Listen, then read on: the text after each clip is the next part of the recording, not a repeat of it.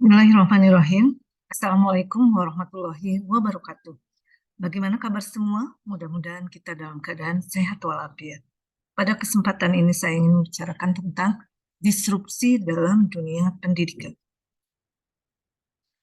Menurut Renal Kasali bahwa disruption adalah inovasi. Inilah inovasi yang akan menggantikan seluruh sistem lama dengan cara-cara baru. Disruption berpotensi menggantikan pemain-pemain lama dengan yang baru. Disruption menggantikan teknologi lama yang serba fisik dengan teknologi digital yang menghasilkan sesuatu yang benar-benar baru dan lebih efisien juga lebih bermanfaat. Perubahan yang terjadi pada sektor pendidikan saat pandemi sangatlah besar, sehingga guru harus dengan cepat beradaptasi dengan situasi ini. Apalagi pemerintah dengan cepat melakukan perubahan-perubahan dalam berbagai kebijakan termasuk perubahan kurikulum untuk menyesuaikan dengan situasi dunia yang selalu berubah. Tentu saja dengan harapan pendidikan negara kita semakin berkembang dan maju. Disruption merupakan corak hidup yang memaksakan perubahan dalam segala bidang secara masif. Perubahan di segala sektor akibat digitalisasi dan Internet of Things, sehingga merubah sistem dan tatanan kehidupan masyarakat secara luas.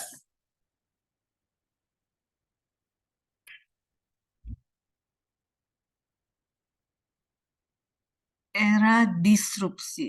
Pada era ini, teknologi informasi telah menjadi basis dalam kehidupan manusia termasuk di bidang pendidikan.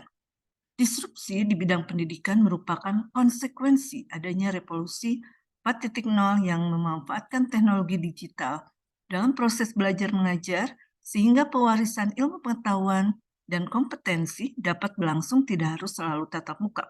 Bisa dengan pembelajaran daring atau pembelajaran jarak jauh berbasis digital, pembelajaran hibrid, atau bisa juga secara virtual.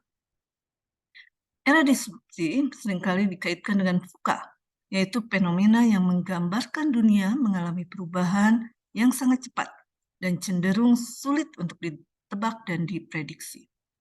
VUCA itu terdiri dari volatile, yaitu perubahan yang masif, cepat dengan pola yang sulit untuk diprediksi. Yang kedua, uncertain, yaitu perubahan cepat yang menyebabkan ketidakpastian. Yang ketiga, complexity, yaitu kompleksitas hubungan antara faktor penyebab perubahan yang sangat rumit dan menyebabkan kekacauan. Dan yang keempat, ambiguity, yaitu kekurangjelasan arah perubahan yang menyebabkan ambigu. Nah, disrupsi pembelajaran, yaitu era di mana terjadi inovasi dan perubahan secara besar-besaran, secara fundamental mengubah semua sistem, tatanan, dan landscape yang ada ke cara-cara baru. Yang kedua, hadirnya teknologi digital telah mengubah sistem pendidikan di Indonesia ke cara-cara yang baru, ditandai dengan banyaknya pembelajaran daring dan berbasis digital. Nah, beberapa teknik pelaksanaan pendidikan 4.0 adalah: satu, menyiapkan perangkat pembelajaran berbasis digital untuk pelaksanaan proses belajar mengajar. Dua, menyiapkan kurikulum yang sesuai dengan perkembangan zaman. Dan yang ketiga, memastikan tenaga pendidik dan tenaga kependidikan memiliki kecakapan memanfaatkan IT untuk pembelajaran. Pada zaman sekarang ini, banyak pekerjaan yang sudah tergantikan dengan mesin-mesin robot dan teknologi digital. Kita bisa saja tergantikan kalau tidak mampu beradaptasi dengan perkembangan zaman yang serba digital, sehingga kita harus berusaha untuk menerapkan pembiasaan, nilai-nilai, karakter, etika, moral, budaya, kebijakan, pengalaman, keteladanan, menjadi motivator, fasilitator, bukan hanya sekedar menyampaikan materi dalam kegiatan belajar mengajar.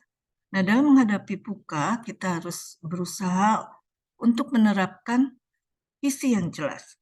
Kemudian berusaha menjadi fasilitator yang lebih banyak mendengar, membaca, dan melihat perspektif yang berbeda dari peserta didik. Berusaha lebih banyak merespon, tidak reaktif, dan mengklarifikasi setiap permasalahan agar tercipta kejelasan dalam mengambil keputusan.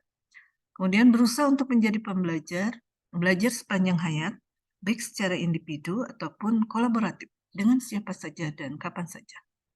Nah, adapun karakter yang perlu dilatih para siswa untuk menghadapi buka, yaitu siswa harus selalu menjadi pembelajar, kemudian diarahkan untuk kreatif, kemudian percaya diri, inovatif, pantang menyerah, mindset dinamis, resilient, dan alert. Dan ini bisa dilatih dalam kegiatan belajar mengajar. Barangkali itu yang dapat saya sampaikan. Terima kasih atas perhatiannya. Mohon maaf atas kekurangannya. Wassalamualaikum warahmatullahi wabarakatuh.